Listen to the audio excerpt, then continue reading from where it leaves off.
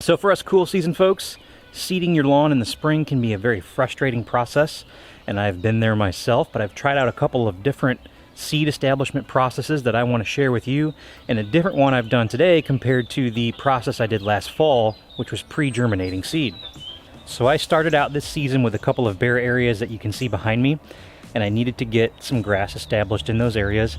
And with spring being so volatile with the weather, when we have really cool days and really cool nights, sometimes getting a frost, and then suddenly getting into some very extreme temperatures like we are now in the 90s, seeding your lawn in the spring can be a very challenging process, and oftentimes that seed will die in the summer when it gets too hot.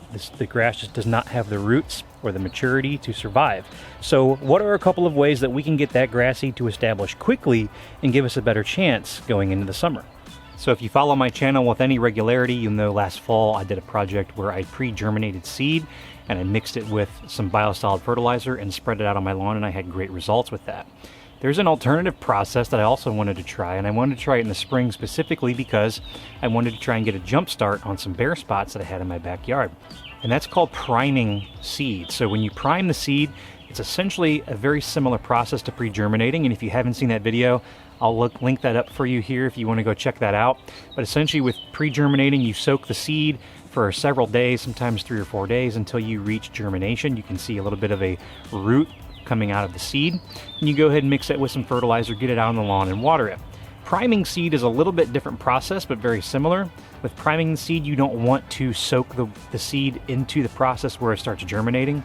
You essentially just want to prime it, so you want to get the seed ready for germination, but you don't want to germinate it in the bucket with water. And that process is essentially just soaking the water for a duration of 2 to 3 days.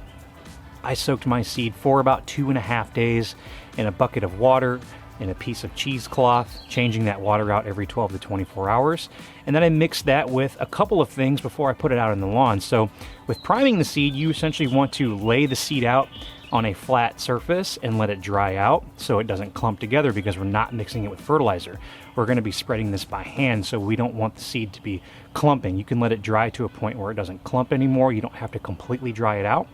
But what I did in this process is I went ahead and I let the seed dry out, and then I wanted to put down a little bit of compost before I add the seed. So you could have probably gotten away with just putting the seed out onto the bare dirt and then kind of lightly raking that in. I wanted to add a little bit of compost just as cheap insurance. I used mushroom compost that I got from my local big box store. Compost is generally weed free and it breaks down. Peat moss has a tendency to have a long residual in the soil and doesn't allow water to get down into the root zone. It kind of holds the water at the surface. Compost is a little bit different in that it's going to break down much faster.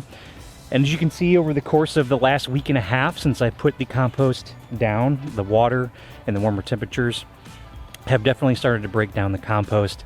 And now I have pretty much just seed that has come up in this area.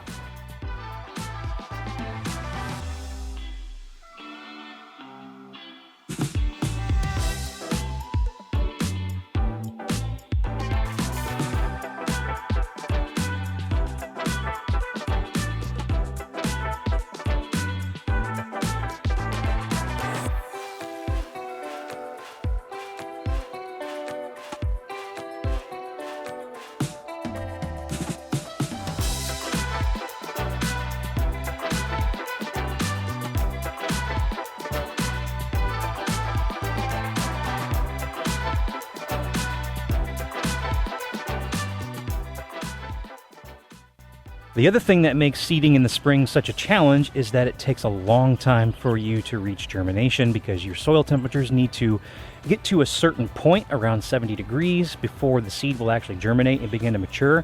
Sometimes that happens too late in the season for some of us, then summer hits and the seed will die out. So by priming the seed, you actually get it to the germination phase much faster than you would if you were just putting bare seed down on the ground and waiting for it to germinate and trying to water it all the time.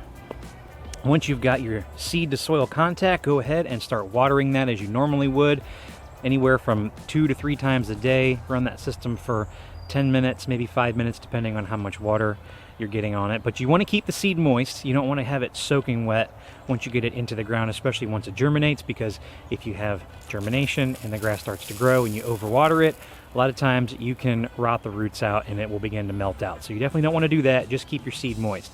If you don't have an irrigation system, you can use any old sprinkler. I've got an old rotor head on a spike here that I'm going to use because I don't want to water the entire lawn. I just want to water a certain section. Since I am irrigated, I am going to go ahead and use this. I don't want to water the entire backyard. I just want to water the spot where I put the seed down, because we are still getting quite a bit of rain here in the spring, but it has been warm lately and I want to make sure I keep this wet so that my seed doesn't dry out. Okay, so while we're watering is our final step. Let's run that back one more time really quickly. You want to get your seed. In this case, I used a couple different seed varieties. I used Regenerate Tall Fescue that I got from the Swell Seed Company. I've also used 4th Millennium, and I've also used Titanium 2LS, all varieties of turf type Tall Fescue.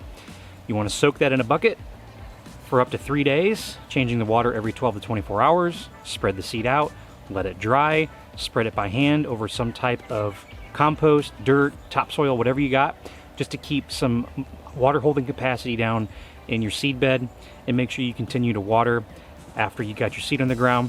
And these are my results that I had about a week and a half once I started the process. That's the time from soaking the seed in the bucket to where we are at today. I've got about 1 to 2 inch grass blades, depending on different spots on water coverage. But overall, I'm really happy with these results for the spring. The spring can be a very difficult time to plant seed and get it to grow and make sure that it survives. And one final thing to mention about this whole process that is beneficial, not just the accelerated seed establishment, but also if you did a little bit too much seed like I did, you can actually save this for up to 6 months and put it in a bag, as long as you keep it in a cool, dry place, like, I don't know, a basement. You can even put it in the freezer if you want to. And you can save the seed for about 4 to 6 months, and then you can replant it maybe later in the fall if you have some spots that need to be fixed later on in the year.